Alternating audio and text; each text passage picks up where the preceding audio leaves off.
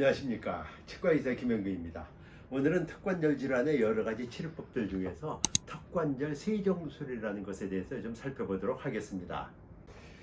턱관절 세정술이라는 것을 하기 전에 우선 턱관절 주사요법이 있습니다. 그거는 이제 턱관절에 염증이 심하거나 통증이 심하고 입이 잘 안 벌어질 때 관절강에 어떤 스테로이드라든지 어떠한 히알루로닉 애시드라는 이러한 주사제를 한두 번 또는 5번까지 주사해서 치료하는 방법이 있고요. 그러나 그런 이제 주사법으로 치료가 안 될 경우 이제 세정술이라고 하는 것은 바늘을 2개를 꼽는 겁니다. 하나를 꼽고 또 하나를 꼽고, 그래서 한쪽으로 식염수라든가 또는 하트만 같은 어떤 용액으로 세척을 합니다. 그러면 한쪽으로 주입이 되죠. 다른 바늘로 염증이나 통증을 유발하는 턱관절 내에 있는 나쁜 물질들이 다 빠져나오는 것입니다. 그래서 또 이제 세정술 할 때 중요한 거는 우리가 세척해내는 용액의 양도 중요하지만은 어떤 일정한 압력을 가하게 됩니다. 그러면 압력을 가하면서 내부에 어떤 불순물들이 다 빠져나오면 입도 벌어지고 통증도 없어지고 턱도 이렇게 자유롭게 움직일 수 있게 되고, 이러면서 이제 턱관절이 치료가 되는 것이죠. 어떤 경우냐면은 턱관절에 문제가 있어서 그동안 이제 여러 가지 치료를 했겠죠. 물리치료도 하고 약물도 쓰고 스프린트도 끼고 뭐 주사도 한두 번 맞아봤을 테고, 그래도 이제 개선이 되지 않는 개구장애, 즉 보통 30mm 이상 입이 안 벌어지는 상태가 이제 오래 지속될 경우 세정술을 하면 효과가 좋습니다. 또는 너무 아픈 경우, 그거는 이제 관절 내에 통증이나 염증을 유발하는 어떤 불순물들이 꽉 차 있는 경우거든요. 기존의 치료를 잘 해결이 안 돼요. 이럴 때 세정술로 씻어내면은 아주 좋은 효과를 얻을 수가 있습니다. 턱관절 세정술은 보통 70 내지 90% 정도의 치료 효과를 보일 수가 있습니다. 즉, 입이 잘 벌어져요. 그리고 관절강 내 염증이나 통증 유발 물질들을 제거를 해내니까 아픈 게 없어지죠. 그리고 음압을 해소, 즉 관절강 내에 압력을 해소시킴으로써 관절의 움직임이 아주 자연스러워지고, 그리고 통증도 없어지고 입도 잘 벌어지게 되는 겁니다. 왜 아프지 않겠어요? 안 아프다고 하면 거짓말이고. 근데 이제 시술하는 경험 많은 치과 의사들이 하시게 되면은 가는 바늘을 쓰고, 그리고 국소 마취도 잘 하고, 필요할 경우 어떤 진정제도 투여하고 이렇게 시술을 하면은 국소 마취하에서 충분히 통증을 덜 느끼게 하면서 시술이 가능합니다.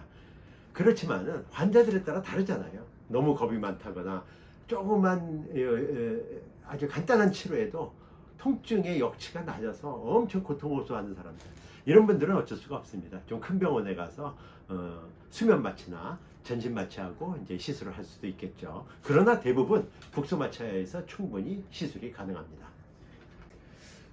환자분이 주의해야 할 사항은 시술로 이제 뭐 감염을 방지하고 또 이제 통증을 억제하기 위해서 치과 의사가 약을 처방할 거 아니에요. 그 약을 정해진 용법에 따라서 잘만 드시면 됩니다.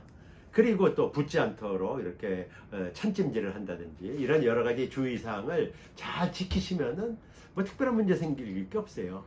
뭐 일시적으로 국소 마취하고 나서 안면신경이 약간 약해져 가지고 뭐 눈을 감는 것이 이상하다든지 이마 주름이 잘 안 잡히다든지 이런 것이 올 수는 있어요.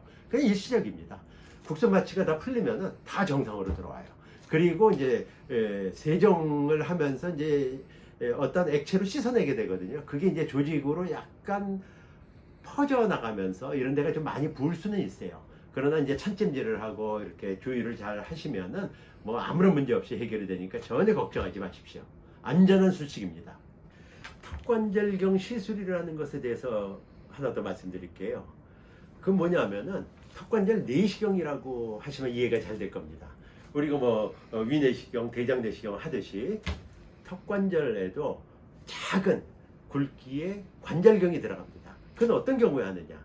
앞에 이제 턱관절 세정술 같은 것으로 했는데도 실패할 경우, 치료 효과가 없을 때 관절경으로 직접 내부를 들여다보면서 어떤 나쁜 병변들을 찾아서 제거하고, 이제 필요한 경우 거기에다가 직접 관절경으로 보면서 약물도 주입을 하고, 그리고 또 하나는 사진을 찍습니다.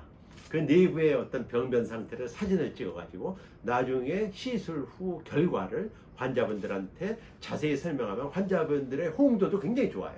내부 상태를 보여주고 내 관절이 이런 상태였구나. 이렇게 했기 때문에 치료 효과도 좀 세정술에 비해서는 좋은 편입니다. 그래서 이제 이렇게 하는 거예요.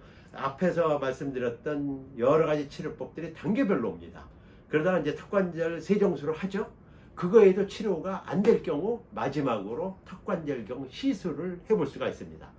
물론 이거에도 이제 치료가 안 될 경우에는 이제 다음번에 말씀드릴 관절적 개방 수술이 들어가는 것이죠. 그건 다음에 말씀드리겠습니다.